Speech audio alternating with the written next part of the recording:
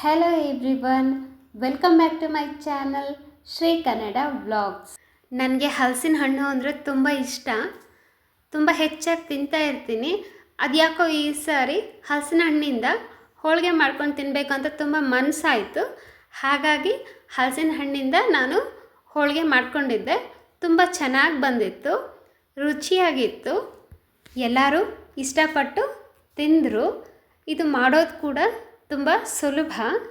ಯಾವಾಗಲೂ ಮಾಡೋ ಬೇಳೆ ಹೋಳಿಗೆ, ಕಾಯಿ ಹೋಳಿಗೆಗಿಂತ ಸ್ವಲ್ಪ ಡಿಫ್ರೆಂಟ್ ಆಗಿರುತ್ತೆ ಮತ್ತು ಫ್ಲೇವರ್ಫುಲ್ ಆಗಿರುತ್ತೆ, ತುಂಬ ರುಚಿಯಾಗೂ ಇರುತ್ತೆ.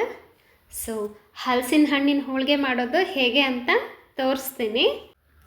1 ಕಪ್ ಮೈದಾ ಹಿಟ್ಟು ಒಂದು ದೊಡ್ಡ ಬೌಲಿಗೆ ಹಾಕ್ಕೊಂಡು 1-2 ಸ್ಪೂನಷ್ಟು ಚಿರೋಟಿ ರವೆ ಸೇರಿಸ್ಕೋಬೇಕು. ನಂತರ ಸ್ವಲ್ಪ ಅರಿಶಿಣ ಹಾಕ್ಕೊಂಡು ಎಲ್ಲ ಚೆನ್ನಾಗಿ ಮಿಕ್ಸ್ ಮಾಡಬೇಕು. ಯಾವುದೇ ಗಂಟುಗಳು ಇರಬಾರ್ದು. ಸ್ವಲ್ಪನೇ ನೀರು ಸೇರಿಸ್ಕೊಂಡು ಕಲಿಸ್ಕೋಬೇಕು.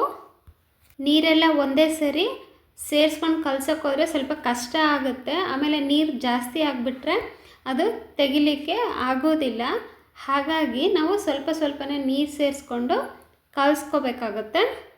ಈ ರೀತಿ ಕಲಿಸ್ಕೊಂಡ್ಮೇಲೆ ನಾವು ಇದಕ್ಕೆ ಎಣ್ಣೆನ ಸೇರಿಸ್ಕೋಬೇಕಾಗುತ್ತೆ. ಹೋಳಿಗೆ ಅಂದಮೇಲೆ ಎಣ್ಣೆ ಇಲ್ಲದಿದ್ದರೆ ಹೇಗೆ ಅಲ್ವಾ? ಸೊ ಹಾಗಾಗಿ ಎಣ್ಣೆನ ಸೇರಿಸ್ಕೊಂಡು ಚೆನ್ನಾಗಿ ನಾದಬೇಕಾಗುತ್ತೆ. ನಾನಿಲ್ಲಿ ಮೊದಲಿಗೆ 1-2 ಟೇಬಲ್ ಸ್ಪೂನಷ್ಟು ಎಣ್ಣೆನ ಸೇರಿಸ್ಕೊಂಡು ಚೆನ್ನಾಗಿ ಹಿಟ್ಟನ್ನು ನಾದ್ತಾ ಇದ್ದೀನಿ. ಹೀಗೆ ನಾವು ಹಿಟ್ಟನ್ನು ನಾದೋದ್ರಿಂದ ಹಿಟ್ಟು ಬೇಗನೆ ಸಾಫ್ಟ್ ಆಗಿಬಿಡುತ್ತೆ. ತುಂಬ ಸಮಯ ಹಿಟ್ಟನ್ನು ನೆನೆಯೋದಕ್ಕೆ ಬಿಡೋದು ಬೇಕಾಗೋದಿಲ್ಲ.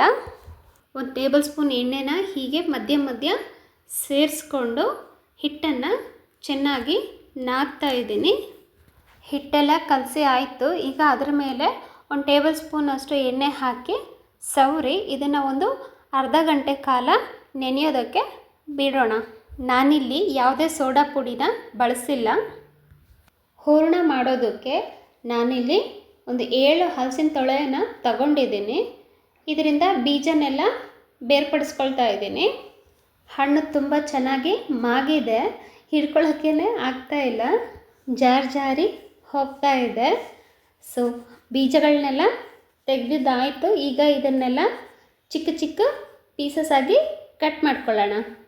ಇದನ್ನು ನಾವು ಹೀಗೆ ಡೈರೆಕ್ಟಾಗಿ ಮಿಕ್ಸಿಲಿ ರುಬ್ಕೋಬಹುದು. ಆದರೆ ಸರಿಯಾಗಿ ನುಣ್ಣಗಾಗಿಲ್ಲ ಅಂದರೆ ಚಿಕ್ಕ ಪೀಸಸ್ಸು ಹಾಗೆ ಉಳಿದ್ಬಿಡುತ್ತೆ.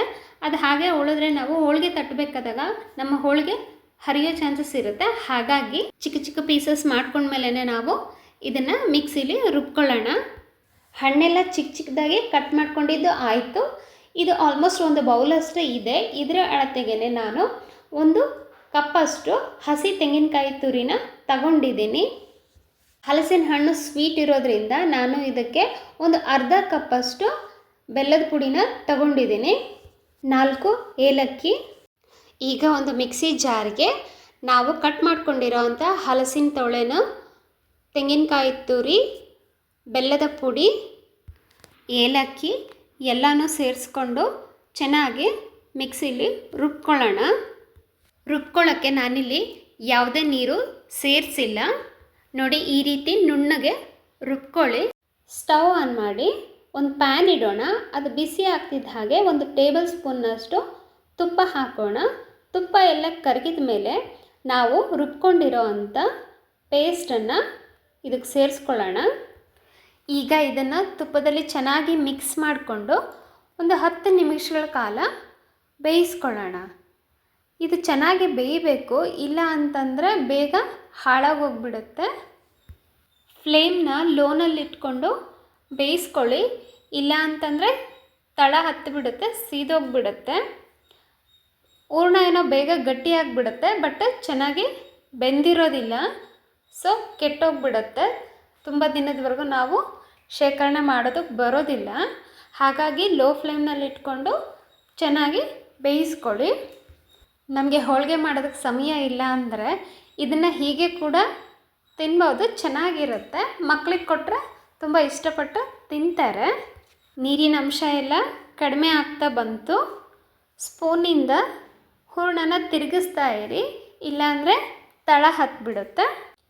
ನೀರಿನ ಅಂಶ ಎಲ್ಲ ಹೋಗಿ ಹೂರಣ ಗಟ್ಟಿಗಾಗ್ತಾ ಇದೆ, ತಳ ಬಿಡ್ತಾ ಇದೆ. ಇಷ್ಟು ಬಂದರೆ ಸಾಕು. ಈಗ ಇದನ್ನೆಲ್ಲ ಒಂದು ಪ್ಲೇಟ್ಗೆ ಟ್ರಾನ್ಸ್ಫರ್ ಮಾಡಿಕೊಂಡು ತಣ್ಣಗಾಗೋದಕ್ಕೆ ಬಿಡೋಣ. ನಂತರ ಇದನ್ನು ಚಿಕ್ಕ ಚಿಕ್ಕ ಉಂಡೆಗಳನ್ನಾಗಿ ಮಾಡಿಟ್ಕೊಳ್ಳೋಣ. ಮೊದಲೇ ಕಲಸಿಟ್ಟಿರೋ ಅಂಥ ಮೈದಾ ಹಿಟ್ಟು ಚೆನ್ನಾಗಿ ನೆಂದಿದೆ.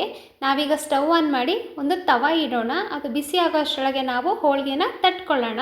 ಚಿಕ್ಕ ಮೈದಾ ಹಿಟ್ಟು ಉಂಡೆ ತೊಗೊಂಡು ಅದು ಸ್ವಲ್ಪ ಅಗಲ ಮಾಡಿಕೊಂಡು ಅಷ್ಟೇ ಗಾತ್ರದ ಹೂರಣನ ಇಟ್ಟು ಎಲ್ಲ ಕಡೆಯಿಂದ ಅದನ್ನು ಮಡಚಿ ಲಾಕ್ ಮಾಡ್ಕೊಳ್ಳೋಣ.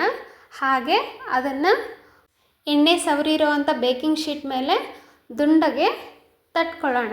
ಬೇಕಿಂಗ್ ಶೀಟ್ ಇಲ್ಲ ಅಂತಂದರೆ ಬಾಳೆ ಎಲೆ, ಮಿಲ್ಕ್ ಪ್ಯಾಕೆಟು ಅಥವಾ ಆಯಿಲ್ ಪ್ಯಾಕೆಟ್ಸ್ ಬರುತ್ತಲ್ಲ, ಆ ಕವರ್ ಮೇಲೆ ಕೂಡ ನಾವು ಹೋಳಿಗೆನ ತಟ್ಕೋಬಹುದು.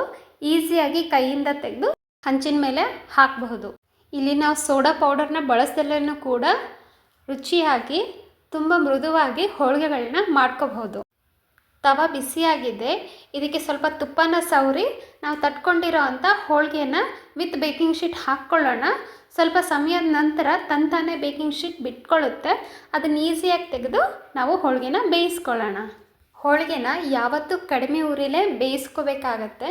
ಉರಿ ಏನಾದರೂ ಜಾಸ್ತಿ ಇದ್ದರೆ ಸರಿಯಾಗಿ ಬೇಯೋದಿಲ್ಲ, ಬೇಗ ಸೀದೋಗಿಬಿಡುತ್ತೆ. ಅಯ್ಯೋ ಸೀದೋಯ್ತಲ್ಲ ಅಂತೇಳಿ ತೆಗಿಯೋಕ್ಕೋದ್ರೆ ಅಂಟ್ಕೊಂಡು ಕಿತ್ತು ಹೋಗುತ್ತೆ. ಹಾಗಾಗಿ ಯಾವಾಗಲೂ ಹೋಳಿಗೆನ ಕಡಿಮೆ ಉರಿಲೇ ಎರಡೂ ಕಡೆ ಬೇಯಿಸ್ಕೋಬೇಕು. ಹೋಳಿಗೆಯ ಎರಡೂ ಕಡೆ ಚೆನ್ನಾಗಿ ಬೇಯಿಸ್ಕೊಂಡಿದ್ದಾಯಿತು. ಈಗ ನಮ್ಮ ಹಲಸಿನ ಹಣ್ಣಿನ ಹೋಳಿಗೆ ರೆಡಿಯಾಗಿದೆ. ಇದೇ ರೀತಿಯಾಗಿ ನಾನು ಉಳಿದಿರೋ ಹಿಟ್ಟಿಂದ ಹೋಳಿಗೆಗಳನ್ನು ಮಾಡಿಕೊಂಡೆ. ಎಲ್ಲನೂ ತುಂಬ ಚೆನ್ನಾಗಿ ಬಂದವು. ಸೊ ಹಲಸಿನ ಹಣ್ಣಿನ ಹೋಳಿಗೆ ಹೇಗೆ ಮಾಡೋದು ಅಂತ ನೋಡಿದ್ರಲ್ಲ, ನೀವು ಮಾಡಿ ಮನೇಲಿ ತುಂಬ ಚೆನ್ನಾಗಿರುತ್ತೆ. ತುಂಬ ಸಾಫ್ಟಾಗಿ ಬರುತ್ತೆ. ಎಡ್ಜಸ್ ಎಲ್ಲ ಡ್ರೈ ಅನಿಸೋದಿಲ್ಲ, ಸಾಫ್ಟಾಗಿರುತ್ತೆ. ತಿನ್ನಲಿಕ್ಕೆ ಕೂಡ ತುಂಬ ಹೆವಿ ಅನಿಸೋದಿಲ್ಲ, ತುಂಬ ಚೆನ್ನಾಗಿ ಬರುತ್ತೆ. ನೀವು ಒಂದು ಸಾರಿ ಮನೇಲಿ ಟ್ರೈ ಮಾಡಿ ಹೇಗಿತ್ತು ಅಂತ ಕಮೆಂಟ್ ಮಾಡಿ. ತಪ್ಪದೆ ನನ್ನ ಚಾನಲ್ನ ಸಬ್ಸ್ಕ್ರೈಬ್ ಮಾಡಿಕೊಂಡು ಸಪೋರ್ಟ್ ಮಾಡಿ. Thank you.